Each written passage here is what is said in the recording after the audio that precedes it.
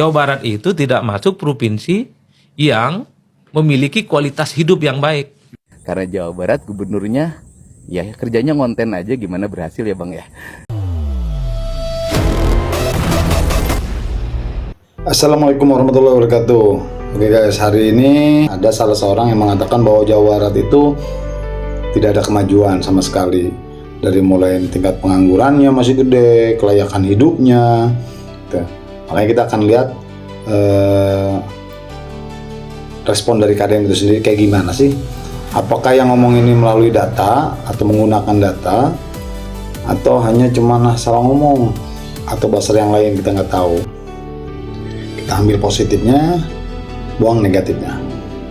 Bisa tidak misalnya kita fair ngecek apa yang dilakukan oleh KDM di Jawa Barat? Ya per hari ini tidak bisa diukur misalnya. Apakah kemiskinan di Jawa Barat itu berkurang setelah KDM jadi gubernur? Kan enggak juga. Apakah kemiskinan di Jawa Barat itu berkurang setelah KDM jadi gubernur? Enggak juga. Apakah tingkat pengangguran itu bisa ditekan? Enggak juga. Bahwa misalnya KDM aktif membantu 1 orang, 2 orang yang kesulitan, iya. Tapi kan bukan berarti bisa membantu jutaan orang yang di Jawa Barat yang juga kesulitan, tidak punya rumah, nggak punya pekerjaan, bisa seperti yang dibantu gitu loh Bang. Karena di medsos itu seakan-akan ngebantu 1 orang itu menyelesaikan hal-hal yang lain. Iya. Itu bahayanya medsos kayak gitu. Iya, iya. Itu yang disebut dengan oversimplifikasi, terlampau menyederhanakan persoalan. Tinggal dicek. Itu yang disebut dengan parameter kualitatif. Bahwa ada orang yang misalnya hebat. Saya lupa bikin Indobarometer, Parameter. Jadi mungkin ada orang yang hebat, terkenal, viral gitu, elektabilitasnya tinggi. Tapi kalau daerahnya itu tidak sesuai dengan harapan, jangan kaget. Karena yang dilihat oleh orang, yang muncul di otaknya, ini disebut dengan top of mind itu, apa yang dikonsumsi di handphone memang di media sosial. Padahal kalau kita mau konversi secara jujur nih ya, saya belum bicara yang agak panjang kali lebar. Iya. Data BPS beberapa waktu yang lalu, Jawa Barat itu tidak masuk provinsi yang memiliki kualitas hidup yang baik. Ada 10 provinsi yang disebut oleh BPS, seperti Jakarta gitu ya, kemudian ada Banten, ada Bali, dan seterusnya. Nggak ada Jawa Barat, abang dah. Iya. Dan 10 provinsi itu, pemimpin-pemimpinnya, gubernur-gubernurnya, popularitasnya nggak seberapa, elektabilitasnya nggak apa-apa.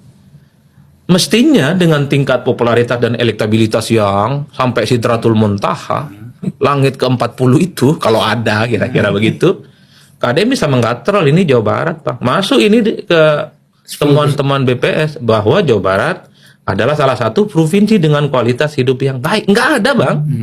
Bukan hanya Jawa Barat, Jawa Timur nggak masuk, Jawa Tengah nggak masuk. Itu kan ada sesuatu yang... Apalagi Aceh, apalagi NTT, Betul. lebih nggak masuk lagi. Artinya apa? Ya artinya mengukur kinerja orang itu bukan hanya terkenal tidaknya seorang pemimpin.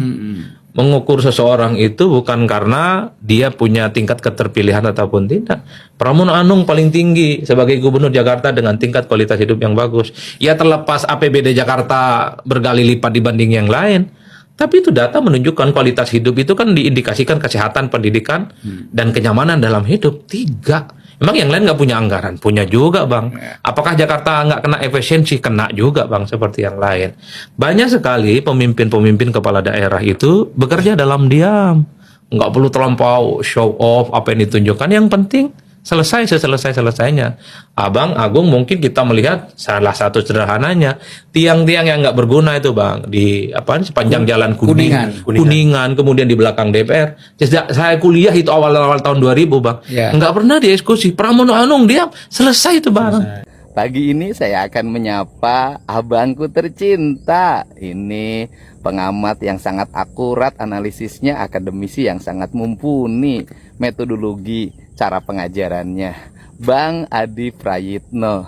Terima kasih Bang, terus menerus memberikan otokritik pada saya, terutama menyoroti persoalan kedikenalan saya melalui media sosial dengan kerja yang dilaksanakan tidak sebanding. Ya memang Bang, saya akui itu benar. Dan Abang mengatakan, saya 3 hal yang saya lihat Abang soroti. 1, ternyata angka kemiskinan di Jawa Barat tidak mengalami perubahan. begitu-begitu saja, tidak mengalami penurunan. 2 angka pengangguran juga sama, penganggurannya tidak mengalami penurunan. Kemudian yang ketiga, Jawa Barat tidak masuk 10 besar provinsi yang memiliki IPM yang memadai. Barangkali abang bisa lihat data BPS tahun 2025 dan 2026 bang. Siapa tahu abang lupa.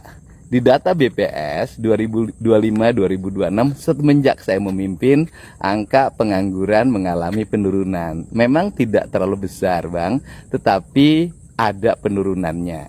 Yang kedua, angka kemiskinan juga mengalami penurunan, memang belum sesuai dengan harapan. Kemudian yang ketiga adalah mengenai IPM bang, memang sudah sejak lama Jawa Barat rankingnya bawah. Tetapi di 2025 itu udah data BPS-nya ada, bahwa Jawa Barat itu peringkat pertama nasional mengalami kenaikan angka IPM dalam tahun 2025. Itu deltanya tinggi bang. Semoga otokritik abang bisa memacu saya untuk bekerja, melayani masyarakat dalam setiap hari. Dan catatan penting, apa yang diraih oleh Jawa Barat itu bukan kinerja gubernur, tapi kinerja seluruh warga Jabar, dari mulai RT, kepala desa dan kelurahan, camat, bupati dan wali kota. Karena Jawa Barat gubernurnya ya kerjanya ngonten aja, gimana berhasil ya bang ya. Kemudian saya juga sampaikan pada abang, ada hal yang saya kerjakan secara pribadi. Misalnya ketika jalan saya menemukan orangnya rumahnya jelek, kemudian saya bangunkan. Ketika ada anak yang kategori tidak mampu, tidak punya alat transportasi ke sekolah, biasanya saya belikan sepeda. Kemudian juga ada masyarakat yang petani, dia tidak punya kambing, saya beri. Itu yang sering saya lakukan, personal bang. Memang secara pribadi saya sebagai warga biasa setiap hari harus melakukan hal yang positif bagi warga. Tetapi dari sisi kebijakan, kita juga ada kebijakan bang, bahwa misalnya anak-anak sekolah di Jawa Barat hari ini negeri sudah free bang. Swasta secara bertahap sekarang dibebaskan berdasarkan kemampuan anggaran pemerintah provinsi. Kemudian masyarakat kategori tidak mampu, anak-anaknya mendapat supporting baju, sepatu, tas, sehingga mereka bisa bersekolah, bahkan transport. Kemudian yang berikutnya, di Jawa Barat angka infrastrukturnya lumayan naik bang. Dulu hanya 400 miliar per tahun itu untuk bangun jalan, sekarang mendekati angka 4 triliun. Dulu yang tidak punya listrik hampir 600.000 kepala keluarga loh bang. Sekarang tinggal 80.000 dalam waktu setahun setengah. Kemudian pembangunan rumah rakyat miskin juga kalau digabung antara provinsi, kabupaten, kota, ya jumlahnya puluhan ribu, selain yang dilakukan secara personal. Dan kemudian layanan untuk kesehatan bang, kita jamin seluruh warga apabila berobat mengalami kesulitan. Itu bisa lihat bang tayangan-tayangannya dalam setiap waktu. Tentunya pasti banyak kekurangan-kekurangannya, tetapi saya yakin bahwa apa yang abang lakukan buat saya itu adalah otokritik yang bertujuan untuk kemajuan. Dan dulu kita pernah kontak-kontak ngajak saya bertemu di Bekasi, nengok sekolah mertua abang. Semoga nanti bisa bertemu bang. Hatur nuhun, salam hormat untuk keluarganya. Sehat dan bahagia selalu.